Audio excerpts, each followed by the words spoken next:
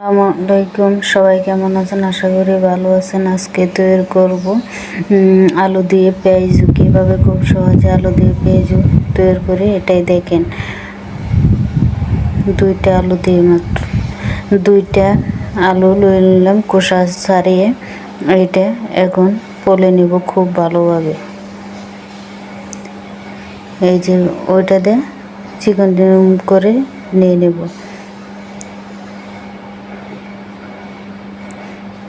তারপর ভালোভাবে আলুটা ধুয়ে নেব। হয়ে গেছে ধোয়া হয়ে গেছে ভালোভাবে। এখন দেখেন ঝরঝরা। এখন এর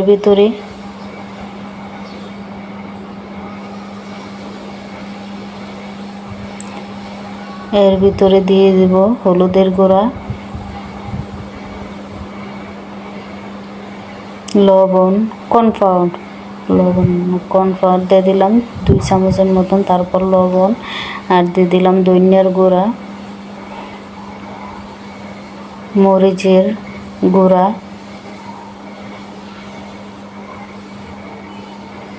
সবগুলো উপাদান দিতেছি পরিমাণ মতন। আপনারা যদি বেশি করেন তাহলে বেশি লাগবে। এখন দিয়ে দিলাম জিরার গুঁড়া, কিছুটা দিয়ে দিব আদা বাটা আর কাঁচামরিচ বাটা। কাঁচামরিচ কুচি দিলেও চলবে, আবার বাটা দিলেও চলবে। আমি বাটা দিয়ে দিলাম।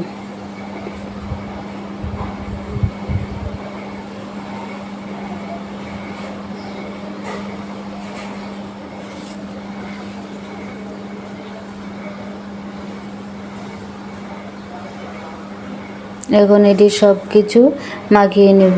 একটা ডিম দিয়ে দিলাম। ডিম দেওয়ার পর হাতের সাহায্যে ভালোভাবে মিশিয়ে নেব। তার ভিতরে দিয়ে দিব কয়েক টুস বিস্কুটের গুঁড়া। 2টা বিস্কুটের গুঁড়া যতটুকু হয় অতটুকু দিয়ে দেব। আরও দিয়ে দিব,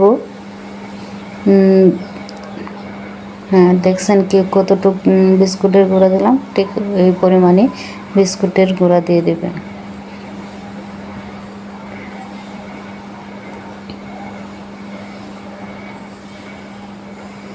তারপর দিয়ে দিব অল্প পরিমাণ কয়েকটা বেসন,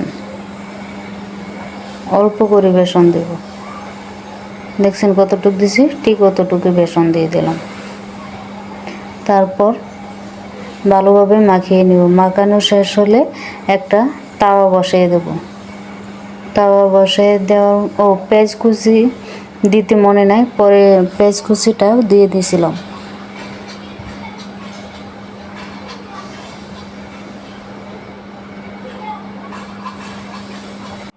আমি যেভাবে করতেছি ঠিক আপনারা এইভাবেই করবেন।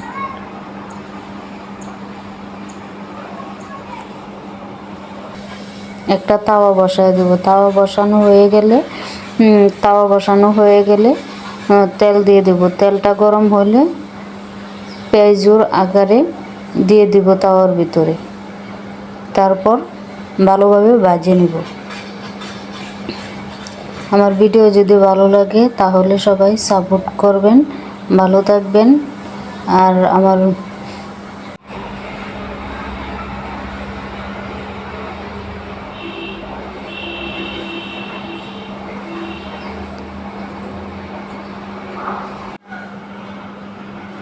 এইভাবে ঘরে বানিয়ে একবার দেখবেন আর কমেন্টে জানাবেন। আল্লাহ হাফেজ, সবাই ভালো থাকেন।